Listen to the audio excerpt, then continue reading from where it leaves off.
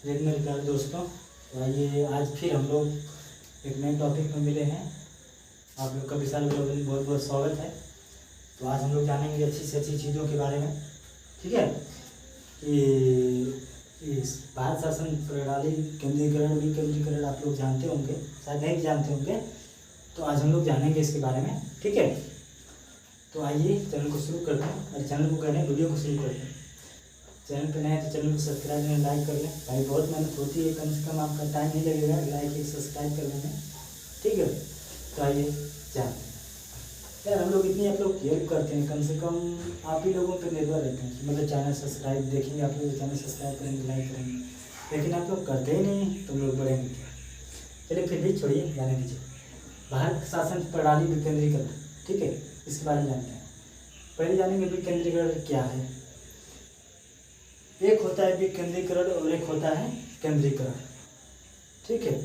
विकेंद्रीकरण हम लोग उसको कहते हैं जिनको जिस मतलब सरकार को एक से ऊपर नीचे से लेके कई स्तरों में, ऊपर से लेके कई नीचे से लेकर ऊपर तक कई स्तरों में बांटना सरकार को, या कानून को पालन कराने के लिए कई लोगों को बांटना ही केंद्रीकरण कहलाता है, विकेंद्रीकरण कहलाता है।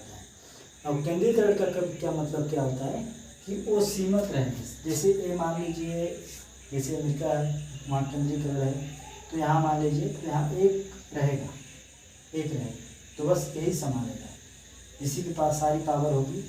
तो एक कौन होता है, एक केंद्रीकरण होता है, ठीक है, जिसको हम लोग प्रेसिडेंशियल कहते हैं, प्रेसिडेंशियल सिस्टम, ठीक। इसको हम लोग क्या कहेंगे, जैसे ये संयुक्त अमेरिका है, या एक हो गया तो यही राष्ट्रीय सिर्फ वही शासन रहेगा और कोई नहीं रहेगा, ठीक है। बाद में लोग आपको बताएंगे तानाशाह तंत्र, राजतंत्र और लोकतंत्र क्या होता है अगले वीडियो में। तो ये चीज़ है, ठीक है, तो ये है।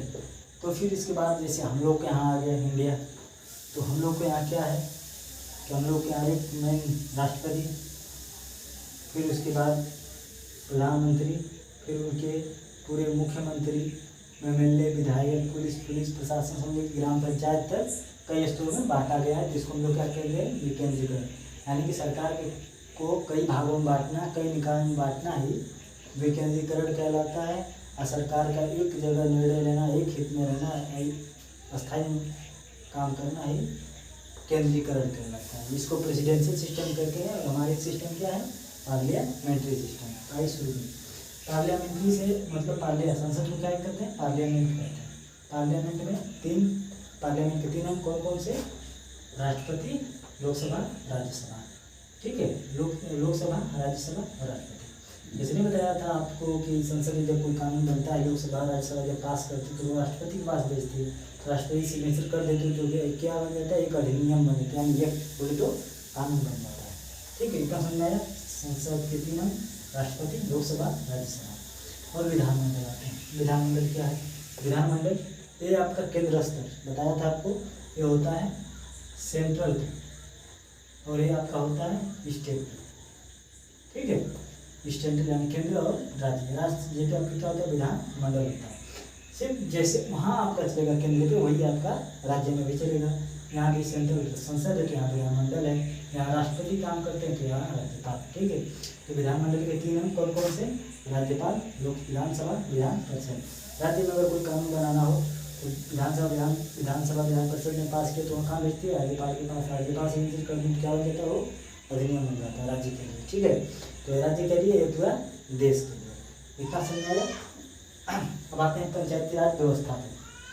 पंचायती राज व्यवस्था है क्या, पंचायती राज व्यवस्था जैसे आपको स्थानीय स्वशासन के बारे में बताते हैं कुछ। आज वाली वीडियो में भी बता देंगे आपको, बना देंगे। तो स्थानीय स्वशासन क्या है, अगर आप लोग कहेंगे तो बनाएंगे, नहीं कहेंगे तो नहीं बनाएंगे, ठीक है। तो गाइस सब्सक्राइब करते नहीं। तो स्थानीय स्वशासन का मतलब उसके संस्थापक कौन है, लॉर्ड रिपन, जो 1882 ईस्वी में उन्होंने स्थापना की थी स्थानीय स्वशासन की, ठीक है। और फिर 13वां संविधान, अगर आपसे ये भी क्वेश्चन में कई बार पूछा जाता है 13वां संविधान संशोधन किससे संबंधित है, तो पंचायती राज व्यवस्था से 13वां संविधान संशोधन 13वां संविधान संशोधन जो है किससे संबंधित है, पंचायती राज व्यवस्था से संबंधित है। इतना आपको करना है, याद रखना है। तो जब ये बात कहा जाए कि जब 13वां संविधान संशोधन हुआ था भारत में, उस समय किसकी सरकार थी? ये बात याद है? किसकी सरकार थी? पीवी नरसिम्हा राव की सरकार थी। ये बात याद है किसकी? पीवी नरसिम्हा राव। आगे पढ़ाएंगे स्थानीय स्वशासन, उसमें भी आपको बहुत कुछ बताएंगे। आप लोग कहेंगे तो बनाएंगे, नहीं कहेंगे तो नहीं बनाएंगे। फिर उसके बाद आपको ग्राम पंचायत, पंचायती राज व्यवस्था, पंचायती राज व्यवस्था को भी दो भागों में बांटा गया है, और शहर में और गाँव में। ठीक है, शहर में का मतलब जो बड़े बड़े शहर होते हैं, बड़े बड़े महानगर होते हैं, उनके लिए अलग व्यवस्था, और ग्रामीण क्षेत्रों के लिए अलग व्यवस्था। ठीक है, शहर में क्या है? आपका नगर निगम है, तो वहीं आपका पंचायती राज व्यवस्था और जिला पंचायत है गाँव में। ठीक, बड़े बड़े बड़े नगर निगम, नगर निगम में आपका नगर पालिका, नगर पंचायत आपका समाहित है। ठीक है, तो ये हो गया नगर निगम, जिला पंचायत। ये आपका हो गया नगर पालिका, तो यहाँ आपका हो जाएगा क्षेत्र पंचायत। क्षेत्र पंचायत का मतलब है ब्लॉक स्तर पर, जिला स्तर, ब्लॉक स्तर और ग्राम स्तर। तो इसी तरह ये भी होता है।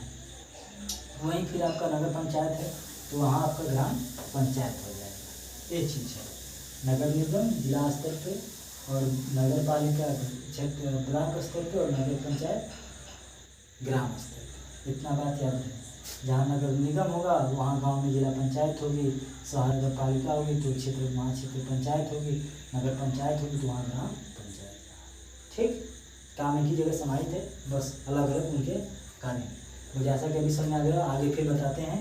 आगे फिर बता रहा हूँ कि आपका पंचायत राज व्यवस्था में जिला पंचायत, क्षेत्र पंचायत, ग्राम पंचायत होता क्या है।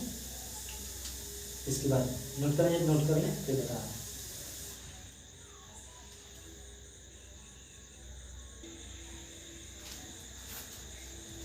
तो आइए, हम लोग क्या बताए थे? जिला पंचायती राज व्यवस्था के बारे में जाने थे कि गांव में, अभी बताया था ना, तो जिला पंचायत, क्षेत्र पंचायत, ग्राम पंचायत के बारे में बताएंगे। तो यही चीज़ है आपका पहला जिला पंचायत। जिला पंचायत में आपका क्या है? जिला पंचायत अध्यक्ष और जिला पंचायत सदस्य। ठीक है, तो अगर इसकी बात आती है तो जिला पंचायत अध्यक्ष का जो होता है उनका अप्रत्यक्ष चुनाव होता है, और उनका चुनाव जो होता है प्रत्यक्ष रूप से होता है। इसका मतलब जिला पंचायत सदस्य जो होते हैं, जिला पंचायत सदस्य मिलकर ही किसको चुनते हैं? एक किसी एक को जिला पंचायत अध्यक्ष चुनता है। ये बात आती है, जिला पंचायत सदस्य मिलकर ही किसी एक को जिला पंचायत अध्यक्ष चुनते हैं, यानी इनका चुनाव होता है, इनका चुनाव नहीं तो इनको चुना जाता है। अब बात करते हैं क्षेत्र पंचायत। क्षेत्र पंचायत आपको पहले बताया था कि अपन चुनाव, नियुक्ति और चयन में क्या अंतर होता है। चुनाव का मतलब जो जनता द्वारा चुना जाता है, चयन का मतलब जो एग्जामों द्वारा बीपीएससी, आईएएस जो यूपीएससी एग्जाम देते हैं उनको चयनित कहा जाता है, और नियुक्त उनको कहा जाता है जो जैसे राष्ट्रपति द्वारा नियुक्त किए जाते हैं, राज्यपाल द्वारा नियुक्त किए जाते हैं। ये चीज़, इस बात को ध्यान में रखिएगा। अगर नहीं पता होगा तो वीडियो में हमारे बनाया हूँ, उसमें जाकर देख लीजिएगा पीछे। तो आपका क्या है? जिला पंचायत। जिला पंचायत में क्या है? आपको बताया था कि जिला पंचायत अध्यक्ष, जिला पंचायत सदस्य, इनका चुनाव होता है, इनका चुनाव नहीं होता है। यही लोग मिलकर किसी एक को जिला पंचायत अध्यक्ष बनाते हैं। फिर बात करते हैं क्षेत्र पंचायत की। तो क्षेत्र पंचायत को दो भागों में बांटा गया है। ब्लॉक प्रमुख, जैसे यहाँ जिला पंचायत अध्यक्ष होते हैं, तो यहाँ ब्लॉक का क्या होता है? जिला प्रमुख होते हैं। जिला प्रमुख को आप जानते हो। वहीं आपका फिर क्या होता है? क्षेत्र पंचायत सदस्य होते हैं। जब क्षेत्र पंचायत इनका चुनाव नहीं होता, इनका चुनाव, तो क्षेत्र पंचायत सदस्य मिलकर ही ब्लॉक प्रमुख का चुनाव करते हैं। ठीक है, ये बात याद है। क्षेत्र पंचायत मिलकर, क्षेत्र पंचायत सदस्य मिलकर ही ब्लॉक प्रमुख का चुनाव करते हैं या चुनते हैं। अब वहीं आपका आ जाते हैं ग्राम प्रधान। ग्राम प्रधान में आपका तो ग्राम पंचायत में क्या है? ग्राम प्रधान, उप प्रधान और सदस्य। कभी कभी ये भी बात पूछा जाता है कि जब ग्राम प्रधान अपना त्याग पत्र देते हैं तो किसको देते हैं? ग्राम उप प्रधान को देते हैं। ठीक है, तो उप प्रधान जाकर डीपीओ साहब को जमा करता है। अभी आगे हम बताएंगे डीपीओ, बीडीओ, बीडीओ, खंड विकास अधिकारी, तमाम चीज़ें अभी आगे बताऊँगा क्या क्या है। इतना बात समझ में आया आपको? जिला पंचायत, क्षेत्र पंचायत और ग्राम पंचायत। जिला पंचायत अध्यक्ष का चुनाव नहीं होता है, जिला पंचायत सदस्य मिलकर चुनते हैं। ब्लॉक प्रमुख का चुनाव नहीं होता है, क्षेत्र पंचायत सदस्य मिलकर उनको चुनते हैं। ग्राम प्रधान का चुनाव तो होता है, ग्राम प्रधान का चुनाव होता है, लेकिन उप प्रधान जो होते हैं, उप प्रधान वो खुद चुनते हैं। कोई भी एक सदस्य वहाँ का आ जाएगा, बाद में सदस्य। आगे फिर बताएंगे ग्राम सभा किसको कहते हैं। ठीक है, फिलहाल इतना अगर नोट करना चाहते इसको नोट कर सकते हैं, फिर आगे बता रहा हूँ।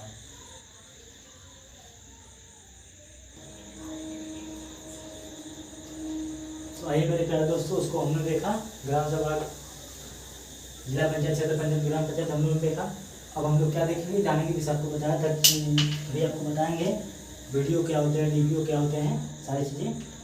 तो आइए जानते हैं।